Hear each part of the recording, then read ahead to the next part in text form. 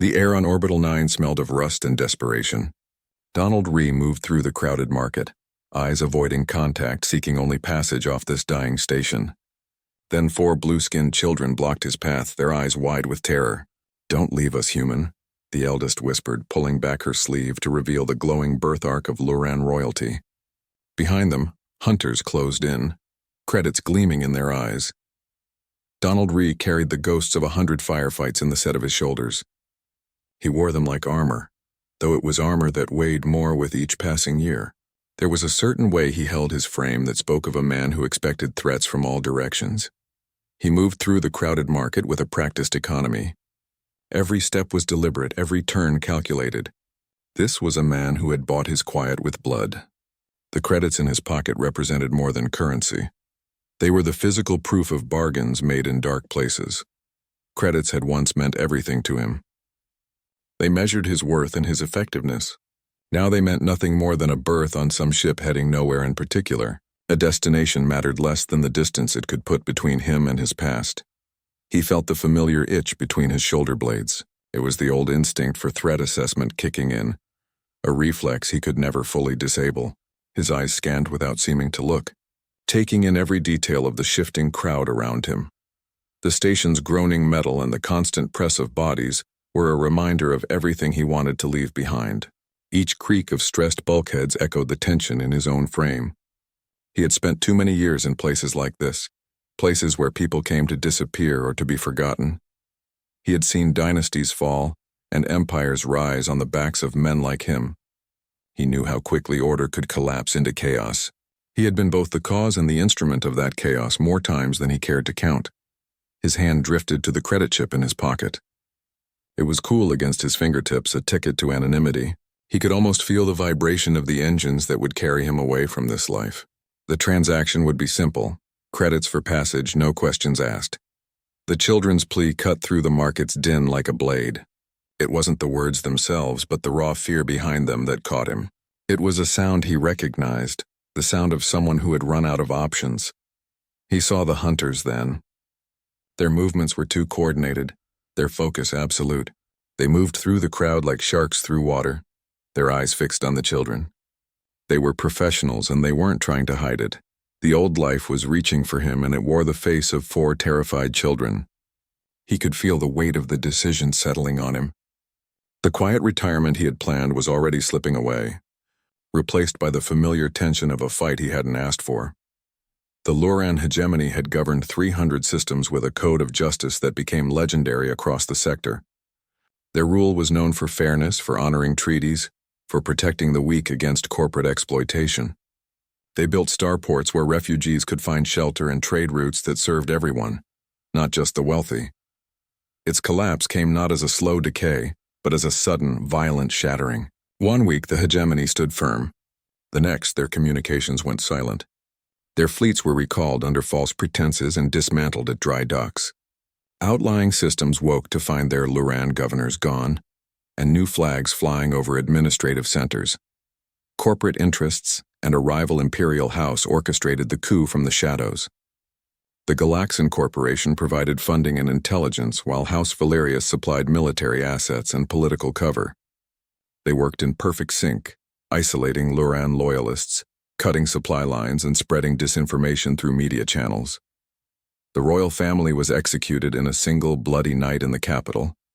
Security feeds show Imperial shock troops breaching the palace defenses just after local midnight.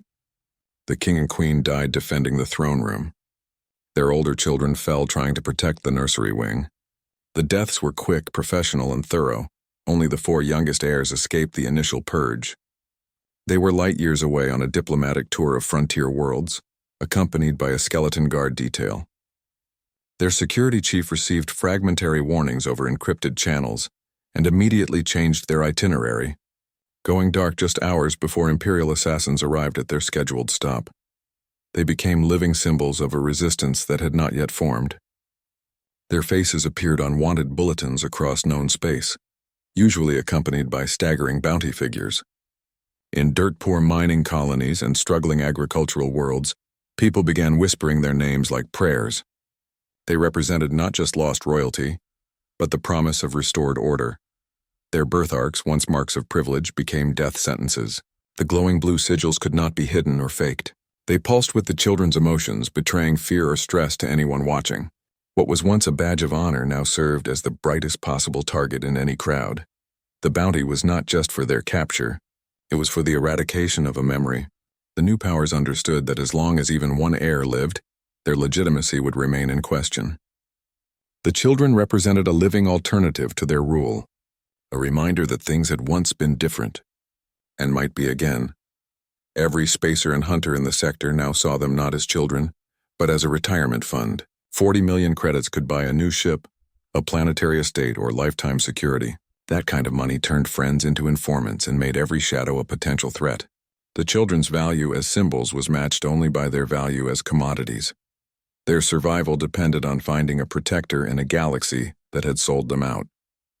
They needed someone who could navigate the criminal underworld, someone who knew how hunter networks operated, someone who understood that every hand might hold a knife. They needed a professional who had already walked away from that life, and might be convinced to pick it up again for the right cause. The Luran hegemony had governed 300 systems with a code of justice that became legendary across the sector. Their rule was known for fairness, for honoring treaties, for protecting the weak against corporate exploitation. They built starports where refugees could find shelter and trade routes that served everyone, not just the wealthy. Its collapse came not as a slow decay, but as a sudden, violent shattering. One week the hegemony stood firm. The next, their communications went silent. Their fleets were recalled under false pretenses and dismantled at dry docks. Outlying systems woke to find their Luran governors gone, and new flags flying over administrative centers. Corporate interests and a rival imperial house orchestrated the coup from the shadows. The Galaxan Corporation provided funding and intelligence, while House Valerius supplied military assets and political cover. They worked in perfect sync, isolating Luran loyalists, cutting supply lines, and spreading disinformation through media channels. The royal family was executed in a single bloody night in the capital. Security feeds show Imperial shock troops breaching the palace defenses just after local midnight. The king and queen died defending the throne room. Their older children fell trying to protect the nursery wing. The deaths were quick, professional, and thorough. Only the 4 youngest heirs escaped the initial purge. They were light years away on a diplomatic tour of frontier worlds, accompanied by a skeleton guard detail. Their security chief received fragmentary warnings over encrypted channels and immediately changed their itinerary, going dark just hours before Imperial assassins arrived at their scheduled stop. They became living symbols of a resistance that had not yet formed. Their faces appeared on wanted bulletins across known space, usually accompanied by staggering bounty figures. In dirt-poor mining colonies and struggling agricultural worlds, people began whispering their names like prayers. They represented not just lost royalty, but the promise of restored order. Their birthmarks, once marks of privilege, became death sentences. The glowing blue sigils could not be hidden or faked. They pulsed with the children's emotions, betraying fear or stress to anyone watching. What was once a badge of honor now served as the brightest possible target in any crowd. The bounty was not just for their capture. It was for the eradication of a memory. The new powers understood that as long as even one heir lived, their legitimacy would remain in question. The children represented a living alternative to their rule, a reminder that things had once been different, and might be again. Every spacer and hunter in the sector now saw them not as children, but as a retirement fund. 40 million credits could buy a new ship, a planetary estate, or lifetime security. That kind of money turned friends into informants and made every shadow a potential threat. The children's value as symbols was matched only by their value as commodities. Their survival depended on finding a protector in a galaxy that had sold them out. They needed someone who could navigate the criminal underworld, someone who knew how hunter networks operated, someone who understood that every hand might hold a knife. They needed a professional who had already walked away from that life, and might be convinced to pick it up again for the right cause. Flora Vars's shop was a cave of salvaged parts and quiet competence. It sat wedged between a recycler and a noodle stall, its entrance partially obscured by hanging bundles of cable and discarded sensor arrays. The air inside smelled of ozone and lubricant, a sharp contrast to the market's general stench of sweat and cooked meats. Racks of components reached toward the ceiling, organized in a system only Flora understood. She could find any part, diagnose any system, and keep her mouth shut. 3 qualities that made her valuable on a station like Orbital 9. She watched the exchange from her doorway, her eyes missing nothing. Her hands never stopped moving, cleaning a power coupling with a stained rag while she absorbed every detail. She saw the mercenaries' defensive posture, the children's terrified faces, the hunters closing in like predators sensing wounded prey. She noted the way the mercenary's hand drifted toward his hip, the subtle shift in his weight that preceded violence. She saw the birthmark glowing on the girl's arm, a blue star in the dim corridor. She knew the look of hunted things and the look of the hunters who pursued them. The children moved with that particular desperation of creatures with nowhere left to run. Their eyes kept scanning exits they couldn't reach. The hunters moved with professional detachment, their expressions neutral while their bodies communicated pure purpose. They were closing the net and they weren't in a hurry. They knew their prey was cornered. She also knew the symbol that glowed on the girl's arm. Everyone from the old sectors did. That blue sigil appeared on wanted bulletins, news feeds, and bounty notices across half the known systems. It represented the last living heirs to a fallen empire, and 40 million credits to whoever turned them in. Flora remembered the Luran hegemony, remembered what it stood for before the corporations and rival houses tore it apart. That memory carried weight, but not enough to risk her neck without calculation. Her decision was not born of heroism, but of a cold, calculated practicality. She ran the numbers in her head like she would assess a damaged engine core. Letting them die in her street was bad for business.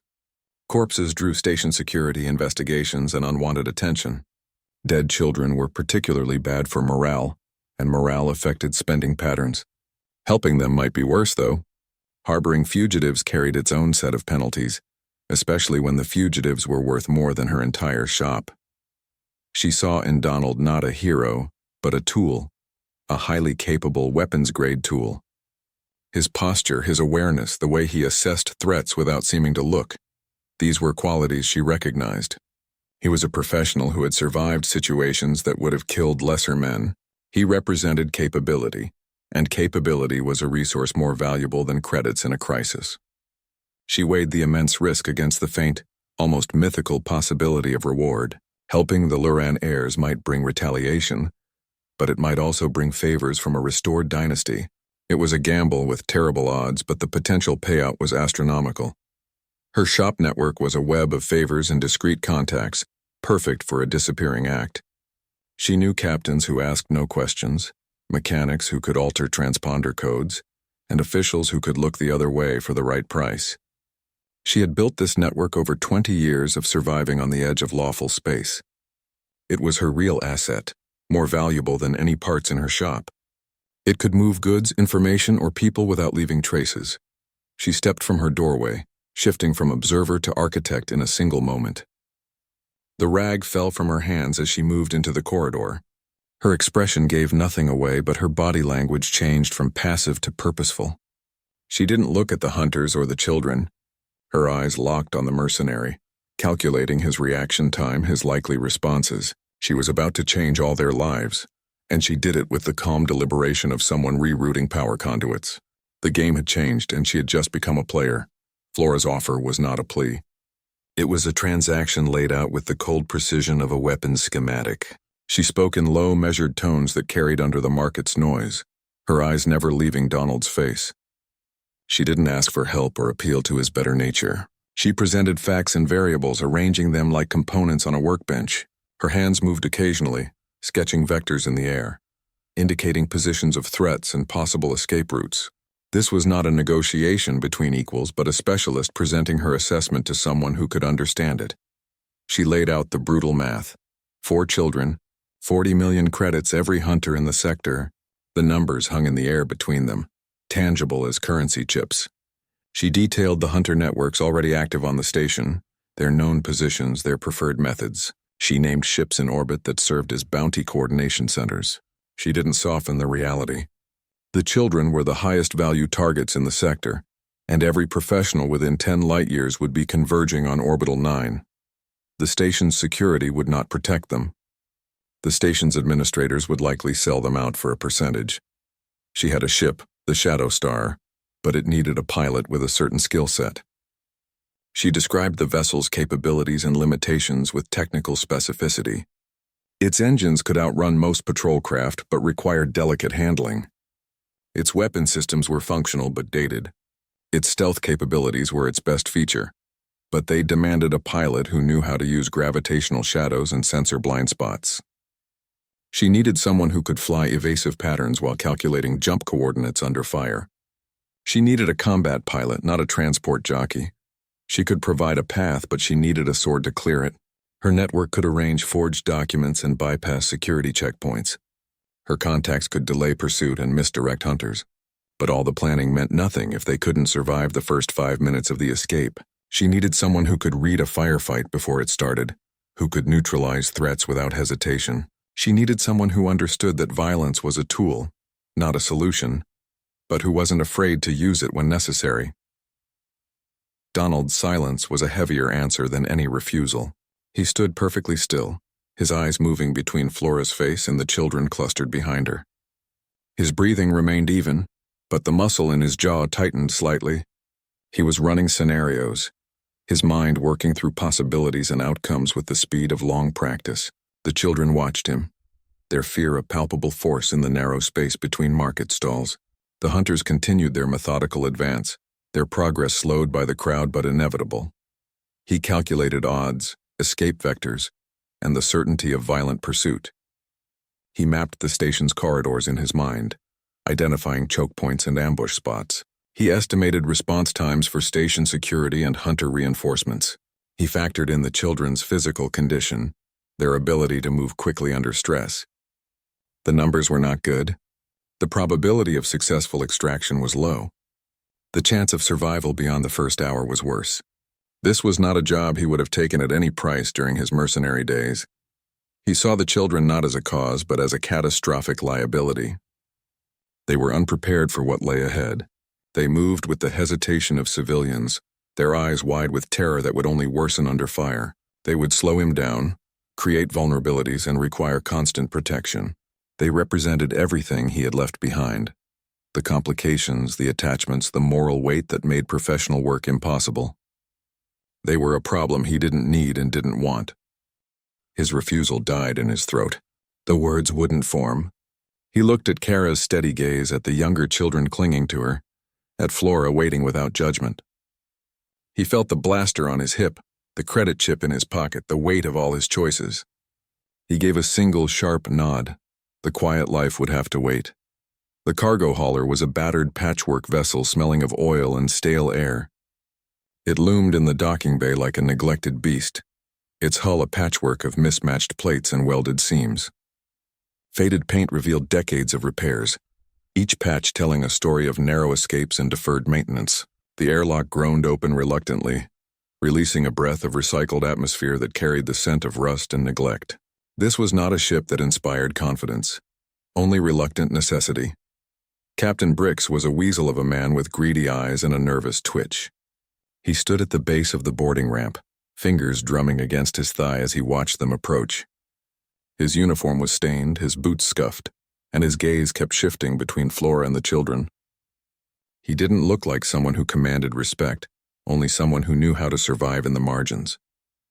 His smile was a thin, calculating thing that never reached his eyes. He accepted Flora's cargo with a leer, already counting the credits. His eyes lingered on the children a moment too long, assessing their value rather than their well-being. He made a show of checking his wrist chrono, calculating how quickly he could complete this transaction and be rid of them. The arrangement was clear in his posture. This was business, nothing more. He would take their money and ask no questions, but his loyalty ended where his profit began. He did not ask questions, but his crew watched the new passengers with cold interest. 3 figures lingered in the shadowy corridor behind Brix, their faces impassive but their eyes missing nothing. They studied Donald's weapons, Flora's tense posture, the children's frightened silence. These were not spacers who cared about causes or morals. They were hired hands who would follow credits wherever they led. Their silence felt more threatening than any challenge. The ship itself was a death trap, held together by Flora's ingenuity and hope.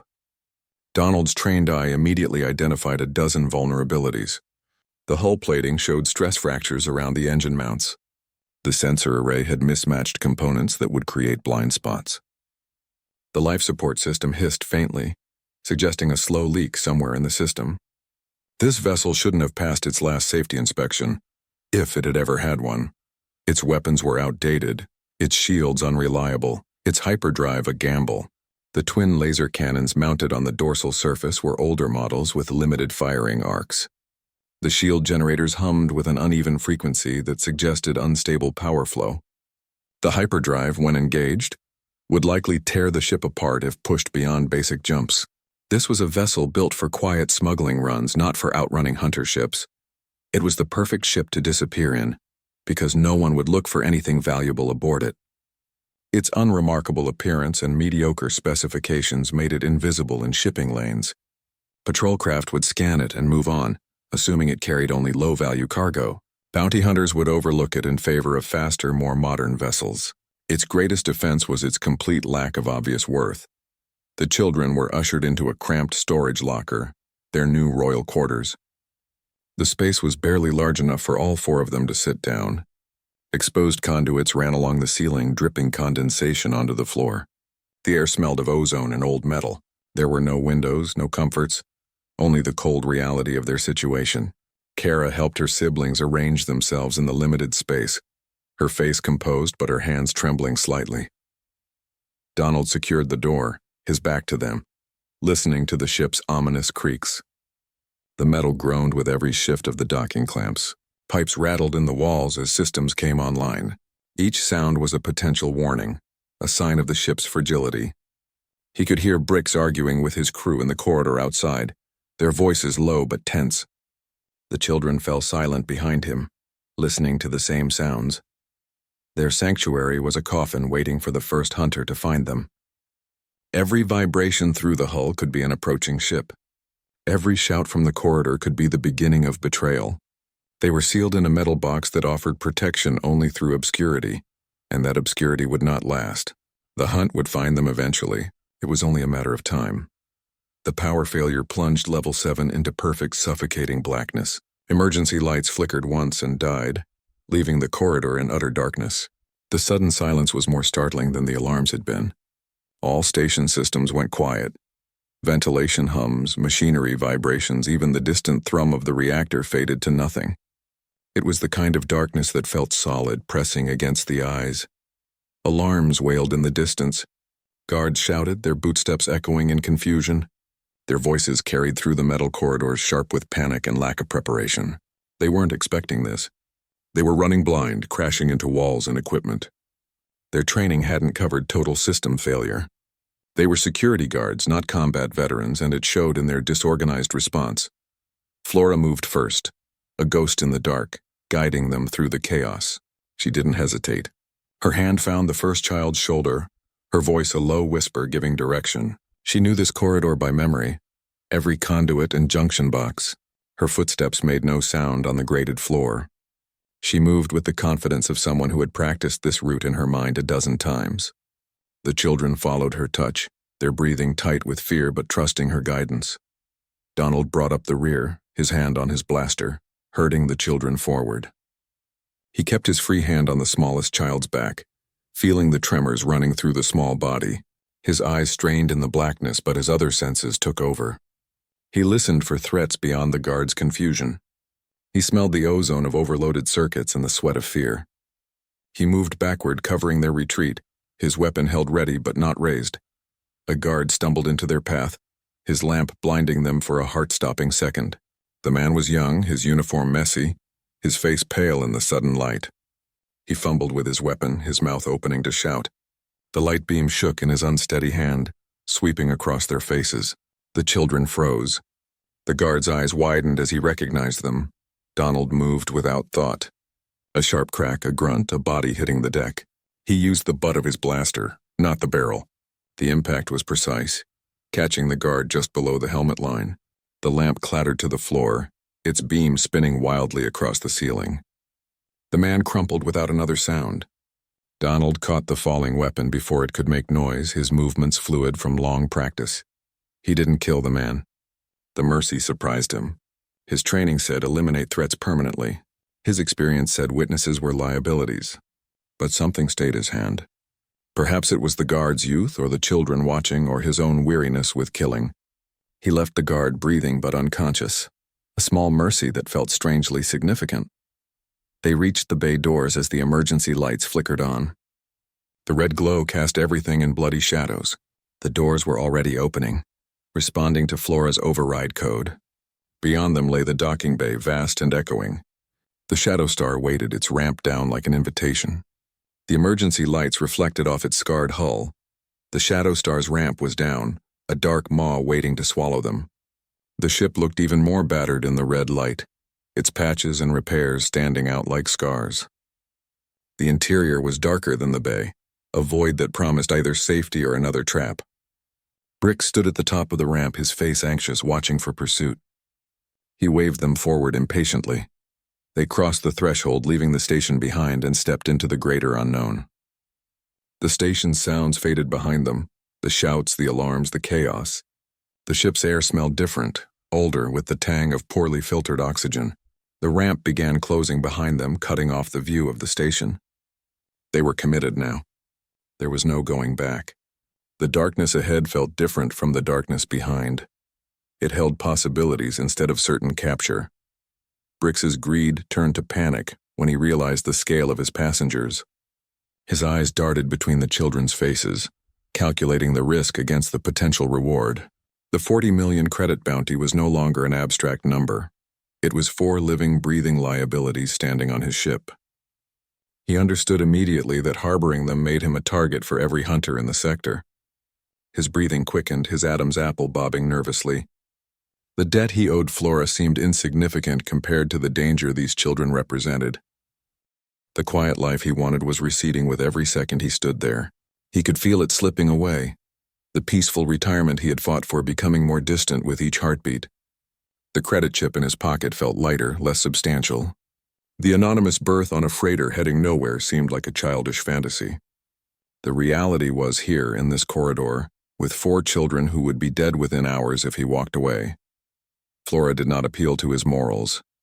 She appealed to the part of him that solved problems. She watched him process the situation, saw the calculations happening behind his eyes. She didn't mention justice or righteousness or the greater good. She presented the children as a logistical challenge, a tactical puzzle that needed solving.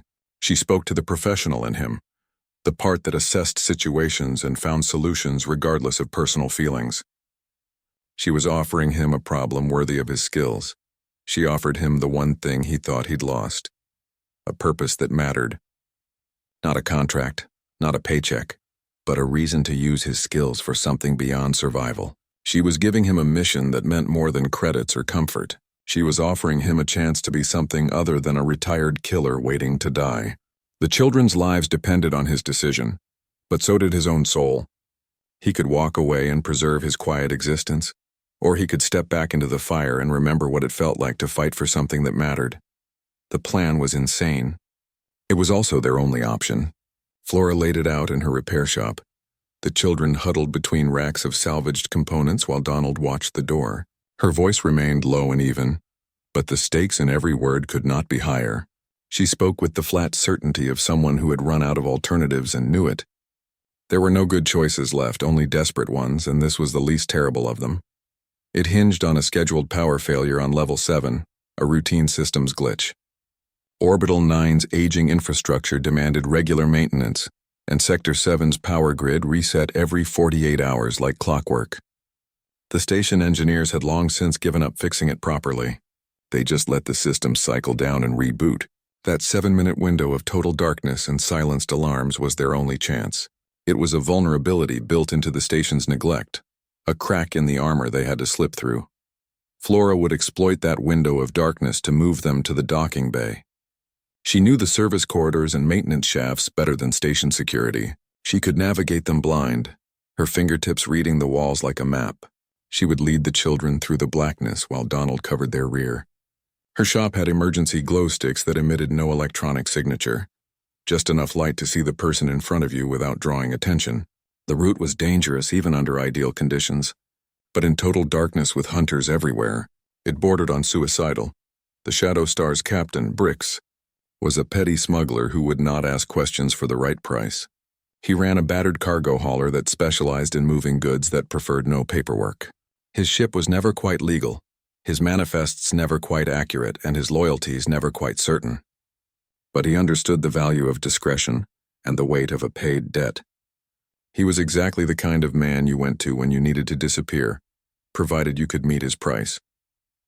Flora's price was bypassing a debt he owed her, a leverage she had held for months. Brix had needed an engine refit 6 months earlier, a job that cost more credits than he possessed. Flora had fronted the parts and labor in exchange for a favor to be named later. That favor was now called in.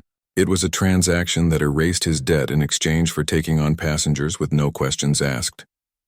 It was cleaner than credits because credits could be traced or stolen.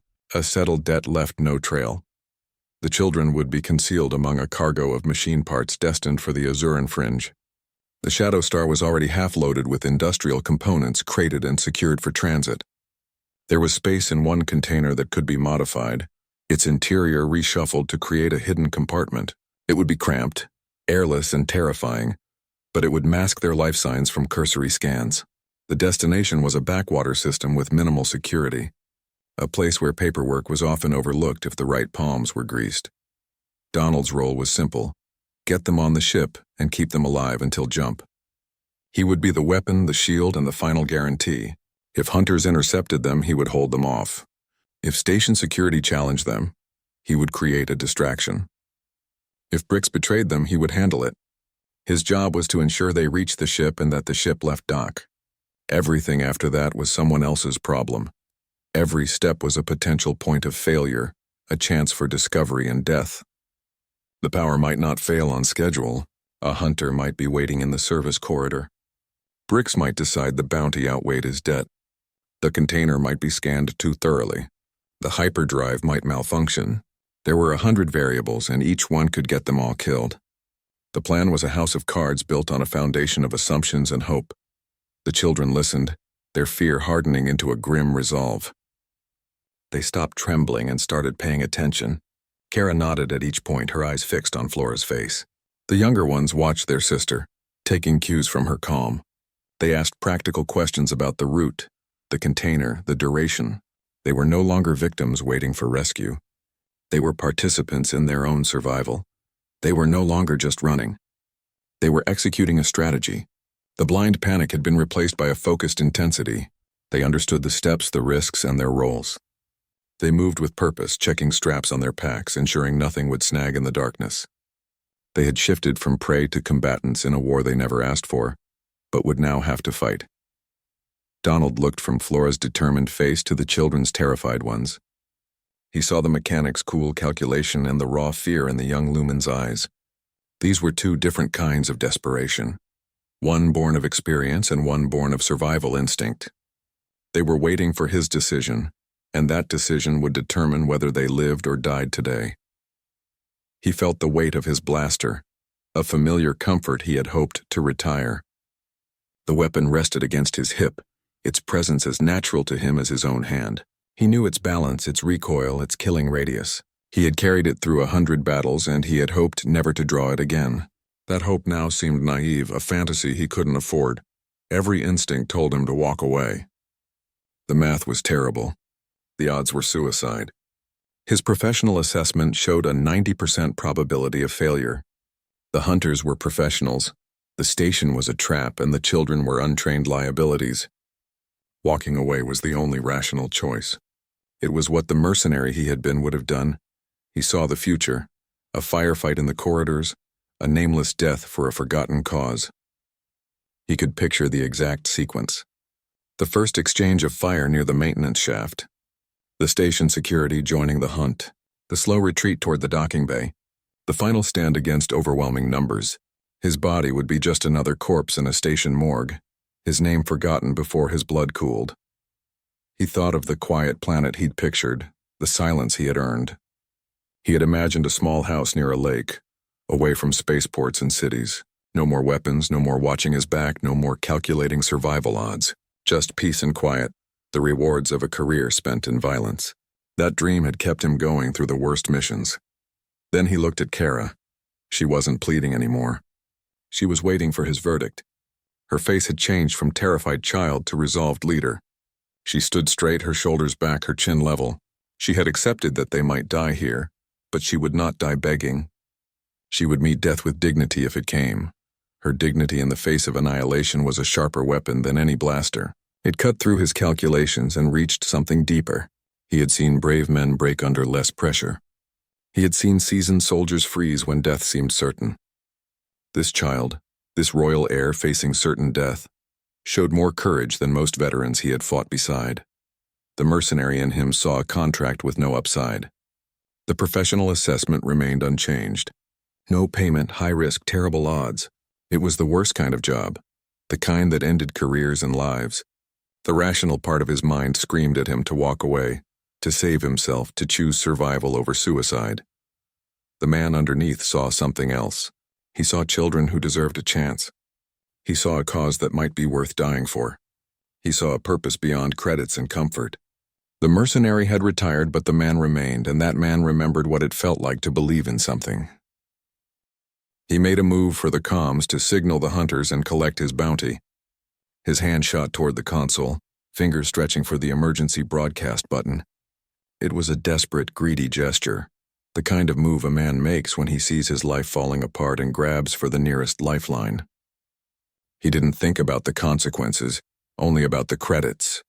His face showed that peculiar mixture of fear and avarice that drives men to betray their own kind. Donald was faster. He pinned Bricks to the console, the muzzle of his blaster cold against the man's temple. The movement was too quick to follow, a blur of trained response. One moment Bricks was reaching for the comms, the next he was pressed face first against the control panel. Donald's left arm locked across the captain's back, immobilizing him.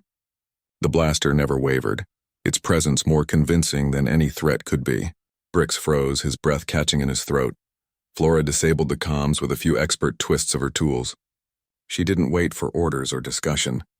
Her multi-tool was in her hand before Donald had Bricks fully restrained. She popped the access panel beside the console, her fingers moving with practiced efficiency. Wires were rerouted, circuits were severed, and the console went dark. The ship's ability to communicate with the outside world died with a faint sizzle and the smell of burnt insulation. She worked with the calm precision of someone who had done this before. A standoff ensued with the crew, who were loyal only to credits.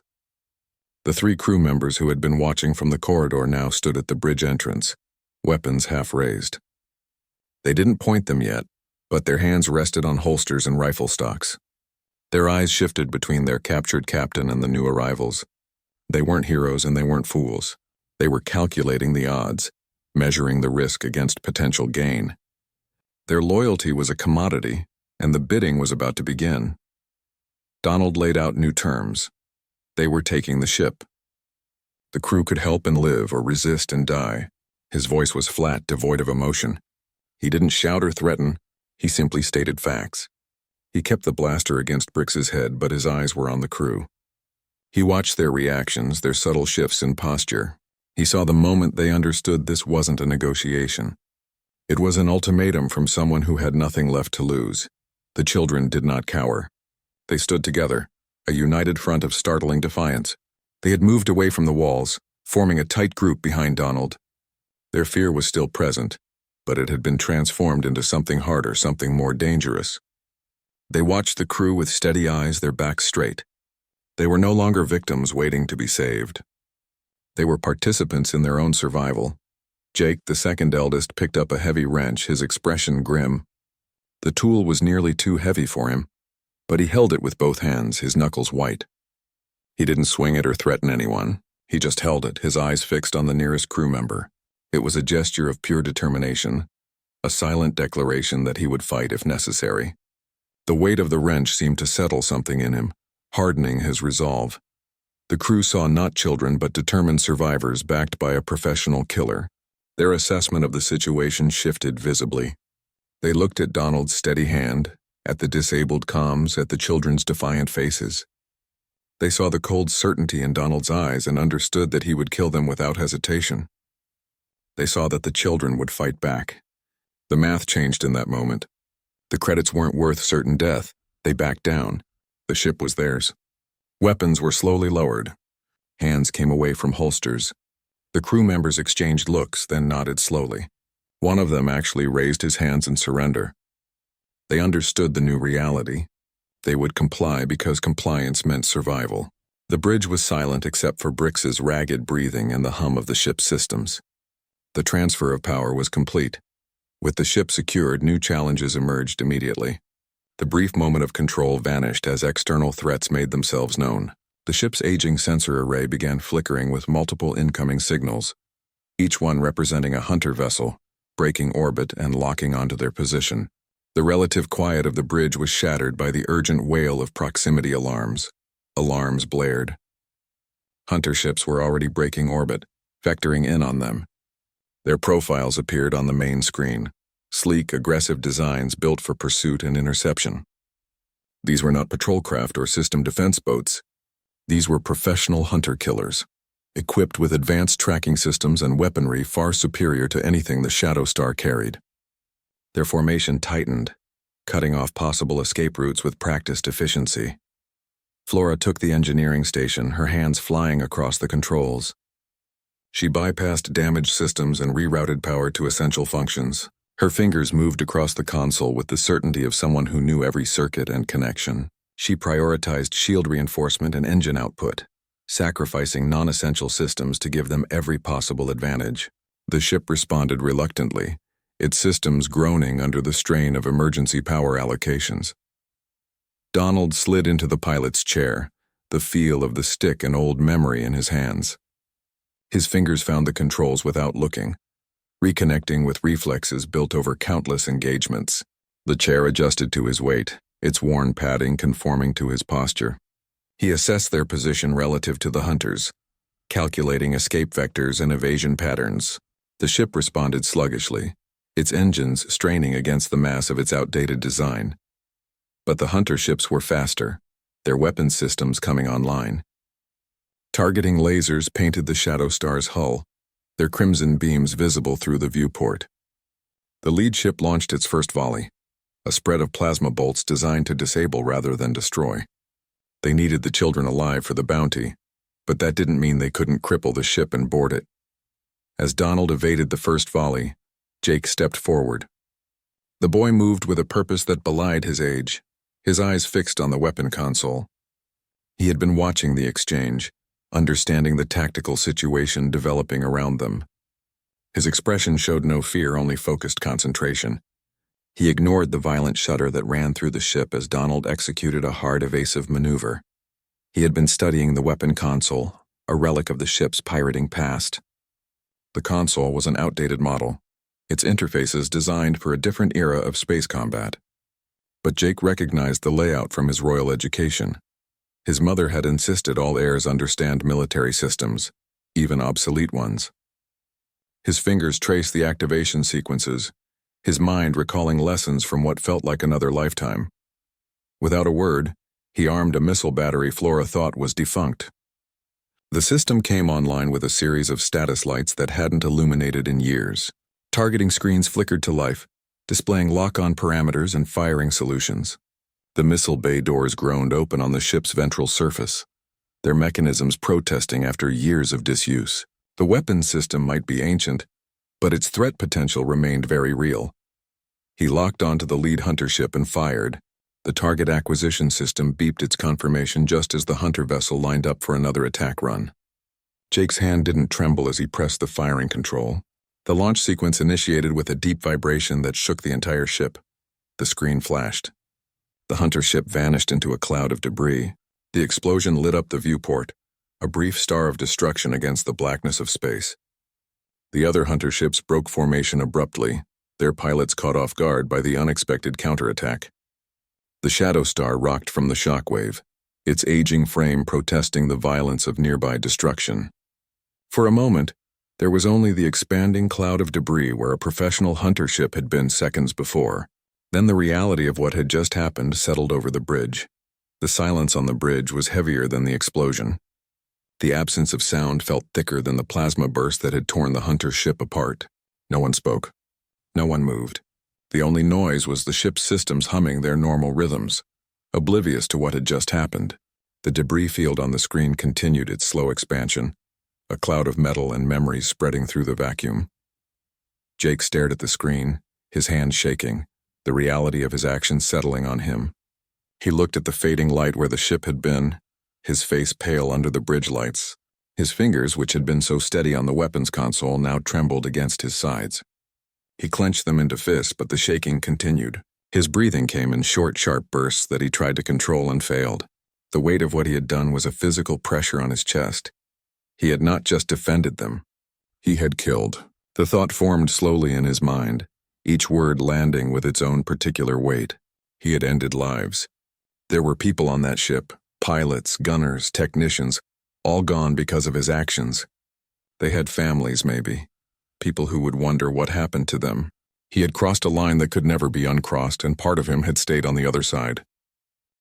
Donald looked from the boy to the retreating hunter ships. They were falling back, reassessing. Their formation broke as they pulled away from engagement range. The remaining ships hesitated, their commanders undoubtedly surprised by the unexpected resistance. They would regroup, call for reinforcements, develop new strategies.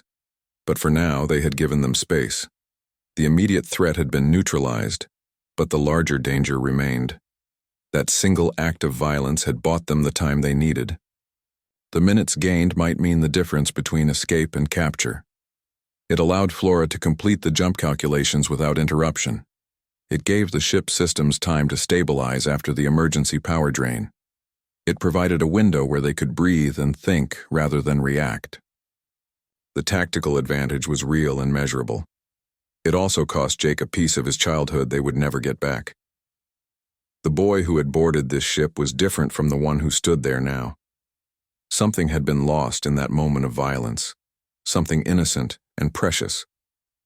His eyes held a new darkness, a shadow that hadn't been there before. He had been forced to grow up in an instant, and that growth came at a terrible price. Donald felt a strange pride and a deeper sorrow. The boy had acted with courage and competence under extreme pressure. He had saved them all. But that competence came at the cost of his innocence. Donald recognized the transformation happening before his eyes, and it hurt to watch. He had seen it in young soldiers before, that moment when they cease being children and become warriors. It was never a clean transition. This was the life he had tried to leave. Now he was pulling children into it. The irony tasted bitter. He had wanted to escape the violence, the moral compromises, the endless cycle of action and consequence. Instead, he had become the instrument that introduced these children to that same world. He was teaching them the skills that would keep them alive, but might destroy their souls in the process. He placed a hand on Jake's shoulder, a silent acknowledgement. There were no words that could make this right, no apology that would undo what had been done. The gesture was simple, just the weight of his hand and the slight pressure of his fingers. It said everything he couldn't put into words: understanding, respect, sorrow, and shared burden. Jake didn't look at him, but his trembling slowed under the contact. The path to safety was paved with things they would all have to live with. Each decision carried consequences beyond simple survival. Every action left marks on their souls that would never fully heal. They were building their future with pieces of their past selves, and some of those pieces were broken beyond repair. The cost of staying alive was becoming clearer with every light year they traveled, and the price was higher than any of them had imagined. The hyperdrive coordinates were preset for a dead zone, a region of space devoid of planets or traffic. Flora had chosen this destination with deliberate care, selecting a patch of emptiness where no patrols would wander and no mining operations would stumble upon them. The navigation charts showed it as a blank space between systems, a void that offered no resources and attracted no visitors. It was the perfect place to hide if you could reach it, and if your ship could survive the journey. It was a desperate move. Navigation there was treacherous and rescue was impossible.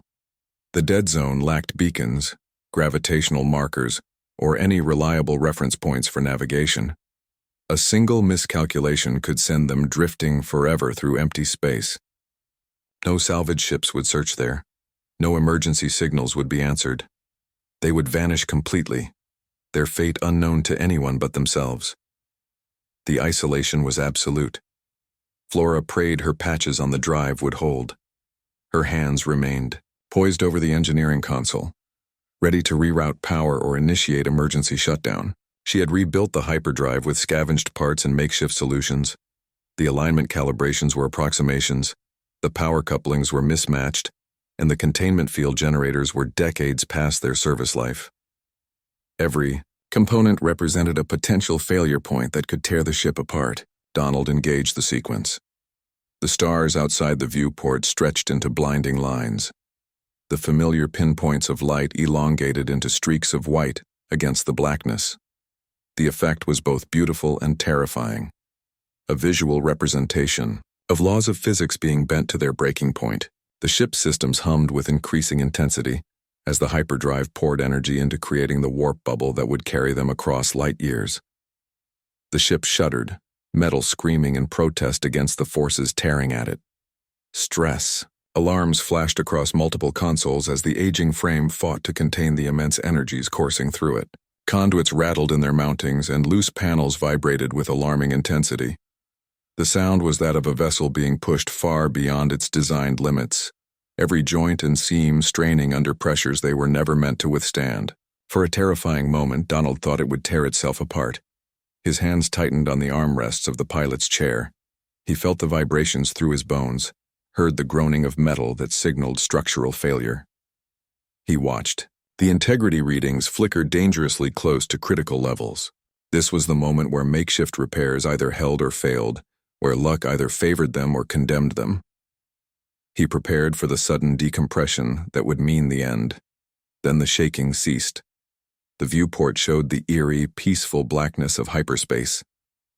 The star streaks vanished, replaced by a featureless void that seemed to absorb all light and sound. The ship's system settled into a steady hum, the alarms falling silent one by one. The transition from violent chaos to absolute stillness was so abrupt, it felt unnatural. The peace was almost more unnerving than the turbulence had been. They were safe. For now. The immediate threat of hunters and Imperial ships was light years behind them. The silence on the bridge was profound, broken only by the steady breathing of its occupants and the hum of functioning systems. They had escaped the net, but they were now completely alone in an emptiness that offered no comfort and no assistance.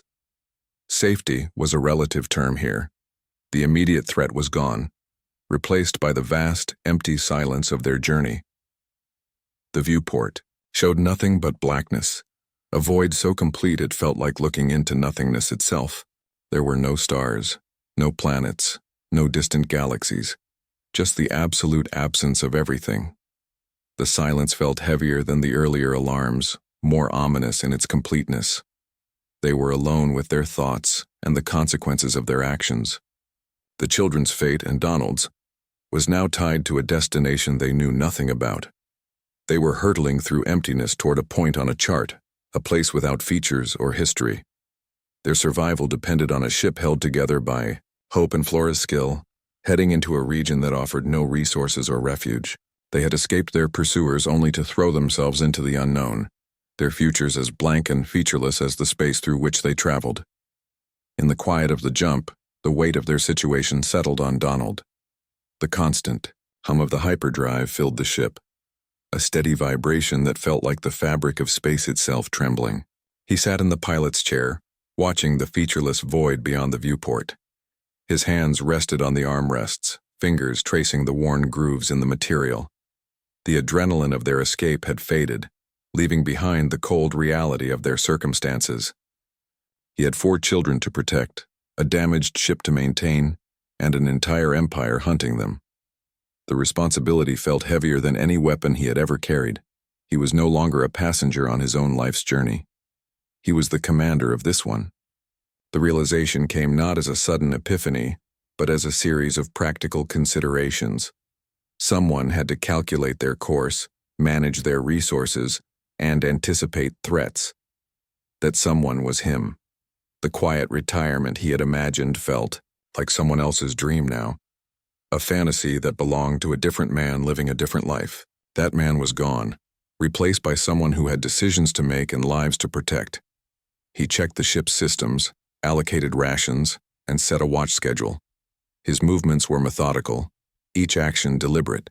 He examined power distribution, levels, cross-referencing Flora's modifications with the ship's original specifications. He inventoried their food and water supplies, calculating how long they could last on emergency rations. He established rotation periods for the bridge, assigning shifts to the older children and himself. These were not suggestions or requests. They were orders from someone who understood survival. The children watched him, their protector, their unlikely general. They observed his actions with a mixture of fear and fascination. They saw how he moved through the ship, checking seals and testing systems.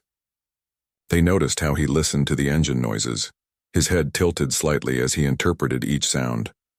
Their trust in him was not yet complete, but it was growing. They recognized that their survival depended on his skills and decisions. They were learning to follow his lead without question. He had traded a quiet future for a present filled with terror and responsibility. The peace he had sought was now measured in moments between crises. The simplicity he had wanted was replaced by complex calculations and constant vigilance. Every decision carried consequences that extended beyond his own survival. The weight of other lives rested on his choices now. The freedom of anonymity was gone, replaced by the burden of leadership. He looked at Kara, who was calmly tending to her younger siblings. She moved among them with a natural authority, settling disputes and offering comfort. She checked their hands for cuts from the storage locker, her touch gentle but efficient. She spoke to them in low tones, her voice steady despite their circumstances. She was performing the duties of a caretaker, but her bearing suggested something more. He saw in her the steel of the queen she was meant to be. Her composure under pressure, her concern for her people, her ability to push past her own fear. These were not the qualities of a child. They were the traits of a ruler. She carried herself with a dignity that transcended their desperate situation. Even in the cramped confines of the ship, she maintained a presence that commanded respect. She was already becoming what her birthright demanded. His purpose was no longer about credits or escape. It was about getting her to a future. The bounty hunters, the Imperial forces, the damaged ship. These were obstacles to be overcome, not reasons to abandon the mission. His goal had shifted from personal survival to ensuring hers. He was no longer fighting to preserve his own life, but to guarantee the continuation of hers. The value of success was measured not in currency but in possibility. The mercenary was gone.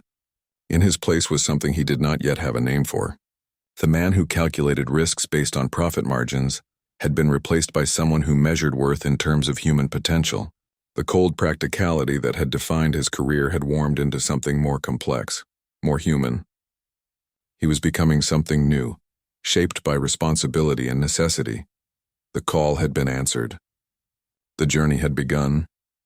Flora revealed the true reason for her gamble, the potential payoff that made the risk calculable. She waited until the ship had settled into its hyperlane trajectory, the steady hum of the engines providing a backdrop to her revelation. Her hands rested on the engineering console, but her attention was on Donald and the children. She spoke without preamble, her voice cutting through the ship's ambient sounds. The mechanic had not risked her shop and her life out of sentiment. She had calculated the odds and found them acceptable because of what might wait at the end of this journey. She spoke of the Lurin treasury, a mythical cache of wealth and technology lost after the fall. Her words were precise, devoid of the wonder that usually accompanied such tales. She described it not as a legend but as a strategic asset. The treasury was said to contain the accumulated wealth of 3 centuries of hegemony rule, precious metals, gemstones, and investment certificates that could bankroll an entire government. But more importantly, it held technology, advanced weapons prototypes, stealth systems, and communication networks that could not be bought or replicated. Legend said it contained enough credits to fund a rebellion and technology to secure a throne. Flora's tone remained practical as she outlined the potential. The funds could hire mercenary armies, purchase warships, and buy loyalties across the sector. The technology could provide military advantages that would offset their current weakness. A functioning stealth system could hide their movements. Advanced weapons could counter Imperial superiority. Secure communications could organize resistance cells without detection. It was the key to turning survival into victory. Its location was encoded, rumored to be hidden within the royal bloodline itself. The treasury had been designed to be found only by legitimate heirs. Standard coordinates and star charts were useless. The hiding place was protected by layers of biological and genetic encryption. The architects of the vault had ensured that only those with the right blood and the right knowledge could access it. This was why the children were so valuable alive, and why their enemies wanted them dead. The birth arcs were not just symbols, they were potential keys. Flora's eyes went to Kara's arm, where the sigil lay hidden under her sleeve. The glowing markings were not merely decorative or identificatory. They were part of the security system. Each pattern was unique, each pulse of light a potential piece of the code. The architects had woven the location into the very genetics of the royal family, making the heirs themselves the living map to their salvation. Finding it was their only chance to not just survive, but to fight back. Without the treasury, they would be fugitives forever. They could run and hide, but they could never challenge the powers that had destroyed their family. With it, they could transition from prey to predators. They could shift from defending to attacking. The difference between eternal flight and eventual victory rested on finding a legend that might not even exist. It was a fairy tale. A desperate hope. Donald knew this. He had heard similar stories throughout his career. Lost treasures, hidden bases, miracle weapons. Most were fantasies that got people killed chasing shadows. The galaxy was full of myths that promised salvation and delivered only graves. He had seen seasoned mercenaries throw their lives away pursuing rumors that led nowhere. This felt no different except for the stakes involved. But it was a destination, and in the emptiness of space, a destination was a form of hope. They were no longer just running away. They were running towards something. That simple fact changed their psychology. It gave their suffering purpose beyond mere survival. It transformed their journey from a retreat into an advance. Even if the treasury proved false, the pursuit of it would keep them moving forward instead of looking back. The children's survival was no longer just a personal mission. It was a political one. Their continued existence was now directly tied to the potential restoration of their house. They were not just 4 children trying to stay alive. They were the last hope of a fallen government, the only chance to revive a system of justice that had protected billions. The weight of that responsibility settled on them, visible in the new seriousness of their expressions. They were moving toward a legend, with an entire empire moving to stop them. Every hunter ship, every imperial patrol, every bounty seeker was now an obstacle between them and a myth. The opposition understood what the treasury represented. They knew that if the children reached it, the balance of power could shift irrevocably. The hunt would intensify, the resources deployed against them would increase, and the cost of their survival would climb with every light year they traveled. The legend was their goal and their curse. Donald began their education there on the ship. The hum of the hyperdrive provided a constant backdrop to their lessons. He used the ship itself as their classroom, turning every system and instrument into a teaching tool. There were no textbooks or simulations. Their survival depended on practical knowledge, so he gave them nothing but reality. He taught them how to read scanner outputs, to identify hunter ship signatures. He stood behind Kara at the sensor station, pointing to different blips on the screen. He showed her how to distinguish military-grade vessels from civilian traffic. He explained the telltale energy signatures of pursuit craft and the scanning patterns of patrol ships. He made her memorize the profiles of known hunter vessels, their weapon configurations, and their typical attack patterns. This was not theoretical knowledge. It was early warning system training. He showed them how to handle a blaster, how to make every shot count. He used his own weapon for demonstration, breaking it down with practiced efficiency. He made them handle the unpowered components first, learning the weight and balance. He taught them proper stance, breathing control, and sight alignment.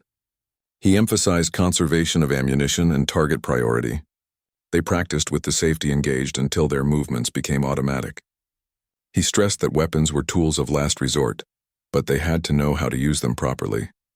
Sam, the youngest, had a knack for electronics, and Flora began teaching her systems repair. The girl's small fingers proved adept at manipulating delicate components. Flora showed her how to trace circuit paths and identify failed components. They worked on non-essential systems first, practicing soldering and bypass techniques. Sam learned to interpret diagnostic readouts and recognize the sounds of failing equipment. Her natural curiosity made her an eager student, and Flora's patience made her an effective teacher. Emma listened intently to Donald's stories of diplomacy and negotiation, the art of deception. He told her about tense standoffs resolved without bloodshed. He explained how to read body language and vocal cues to detect lies. He described techniques for gaining cooperation through psychology rather than force. She absorbed every word, her eyes focused and thoughtful. She recognized that words could be as powerful as weapons when used correctly. Her royal education had included protocol, but this was different. This was street-level psychology. They were not playing. They were assimilating skills they knew they would need. Their expressions were serious, their attention absolute. They asked practical questions and practiced until their movements became automatic. They understood that each lesson might mean the difference between life and death. There was no room for games or distractions. Every moment of instruction was dedicated to increasing their chances of survival. Their childhood was being compressed, replaced by a brutal, accelerated maturity. The carefree moments of youth were gone, swallowed by necessity. They spoke less about remembered comforts and more about practical concerns. Their dreams changed from fantasies to plans. The transformation was visible in their eyes and their posture. They stood differently, moved differently, thought differently. They were becoming what circumstances demanded. Donald saw them changing, hardening, and he regretted the necessity of it. He watched the light fade from their eyes when they discussed tactical options. He saw how they stopped flinching at descriptions of violence. He recognized the distance growing between who they had been and who they were becoming. Part of him mourned the loss of their innocence even as he understood its necessity. He was stripping away their childhood to give them a chance at adulthood, but he also saw a fierce pride in their eyes. They were taking control of their own fate. They no longer looked like helpless victims waiting for rescue. They carried themselves with new confidence born of capability. They made suggestions during lessons, offering insights Donald hadn't considered. They were no longer passive students but active participants in their own survival. The fear was still there, but it had been joined by determination. They were becoming a crew. They developed shorthand communication and understood each other's strengths. They worked together on tasks, coordinating without needing to speak. They looked out for each other, offering help before being asked. The family bond remained, but it had been reinforced by shared purpose and mutual reliance. They were learning to function as a unit, each member playing their part in their collective survival. As they neared the end of their jump, a signal pinged their comms. The sound cut through the ship's steady hum, sharp and unexpected. It wasn't the scattered noise of normal space traffic or the distorted echoes of hyperspace residue. This was a clean, focused transmission aimed directly at them. The console identified its source before Donald could even check, an Imperial frequency beacon, broadcasting on a military channel that civilian vessels were not supposed to access. It was a clean, Imperial frequency signal, a request for identification. The message repeated at precise intervals, each transmission identical to the last. There was no static, no distortion, no indication of distance or relay. It sounded as if the sender were right beside them, yet sensors showed empty space ahead. The signal's clarity was wrong. Military channels were usually encrypted, garbled, or masked. This was open and clear, like an invitation or a trap. It was too precise, too timely. They were expected. The hyperlane exit point was still minutes away. Yet someone was already waiting. The signal's timing meant the sender had known exactly when and where they would emerge. That required advanced knowledge of their jump coordinates and exit vector. Such precision wasn't possible through guesswork or random patrols. This was a planned interception. Someone had known their exit vector from Orbital 9. The calculation was simple and chilling. Only a handful of people had possessed that information before the jump. Flora had plotted the course. Donald had approved it. The children had been present when it was discussed. Brix and his crew had received the coordinates just before engagement. That was the entire circle of knowledge. There were no leaks outside the ship because there had been no outside communication. The only people who knew were on the ship. The reality settled over the bridge like a sudden pressure change. Eyes moved from console to face, then away again. The children stopped their lessons and looked at each other. Flora's hands paused over her engineering controls. Brix and his crew became very still.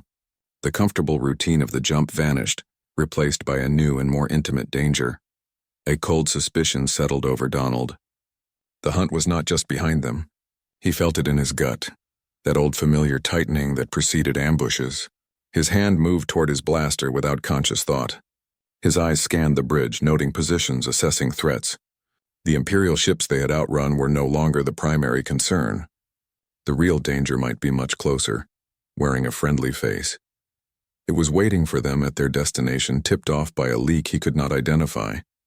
The clean signal meant Imperial forces were already in position. They weren't searching or scanning. They were waiting. Their formation would be set, their weapons charged, their intercept course plotted. They knew what was coming and when it would arrive. The advantage of surprise was gone, taken from them by someone they had trusted. He looked at Brix and his crew, at Flora, and even, for a terrible moment, at the children. His gaze moved from face to face, seeing possibilities where he had seen only allies. Brix had tried to betray them once for credits. His crew had loyalties that could be bought. Flora had her own reasons for helping, her own calculations of risk and reward. Even the children carried the weight of a dynasty that might have enemies within its own bloodline. No one was above suspicion. The Queen's warning about a traitor echoed in his mind. He remembered her message, delivered in those final desperate hours before the fall. She had spoken of betrayal from within, of trusted advisors selling them out.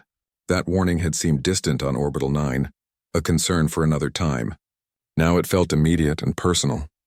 The enemy wasn't just outside the ship. The enemy might be breathing the same recycled air. Their next enemy might not be facing them from across a vacuum.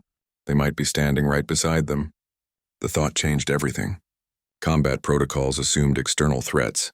Defense plans considered breaches from outside.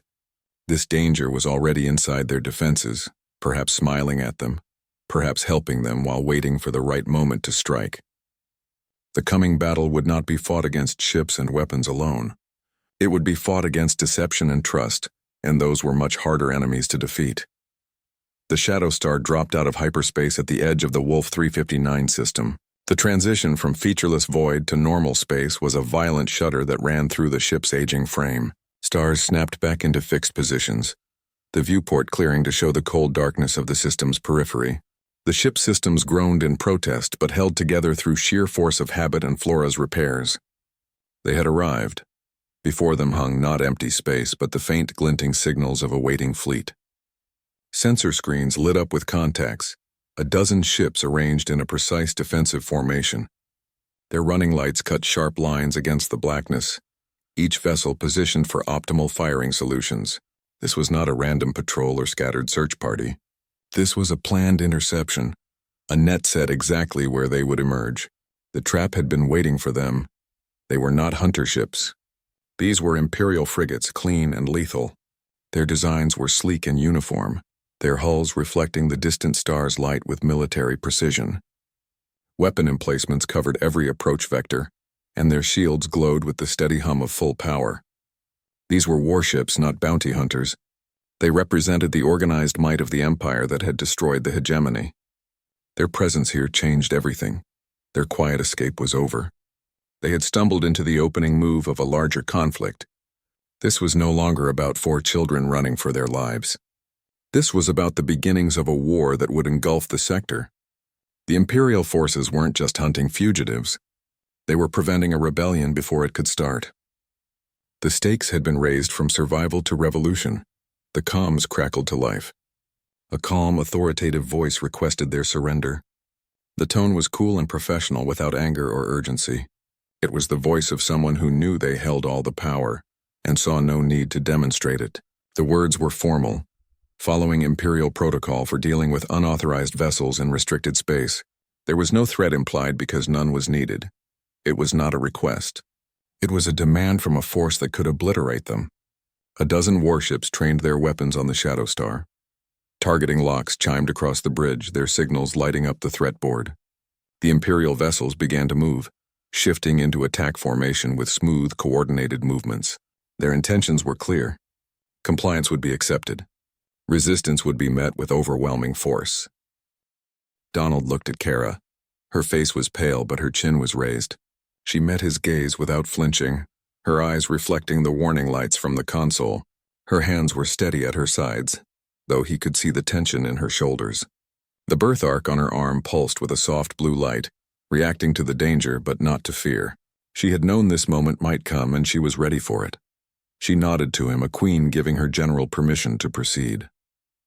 There was no hesitation in her expression, no second thoughts. Her decision was made. She would not be taken prisoner, would not surrender her siblings to the empire that had murdered their family. Her nod was small, almost imperceptible, but it carried the weight of their entire future. It was consent, and it was command. Donald's hand hovered over the weapons control. His fingers rested above the firing trigger, not quite touching it. He calculated the odds in that split second. 12 ships against 1, military grade against makeshift. Their chances were terrible. But surrender meant certain capture or death. Fighting meant at least a chance, however small. His years of combat experience narrowed down to this single moment, this single decision. The first shot of the Luran rebellion was his to fire. His finger pressed the control. The Shadow Star's outdated weapons spat plasma toward the nearest frigate. The shot was more symbolic than effective, a defiance rather than an attack. It was answered immediately by a volley from the Imperial ships that shook the Shadow Star to its bones. The battle had begun, and with it, the war. Donald Rhee found his purpose not in the quiet he sought, but in the chaos he chose to confront. He traded his dream of anonymity for the weight of 4 royal lives, becoming the shield between hope and extinction. The Luran heir's journey shows that courage isn't the absence of fear, it's the decision to act despite it. Their fight has just begun. The first shot has been fired. Subscribe to Sci-Fi Missions for the next chapter in the saga of the Queen's Vengeance.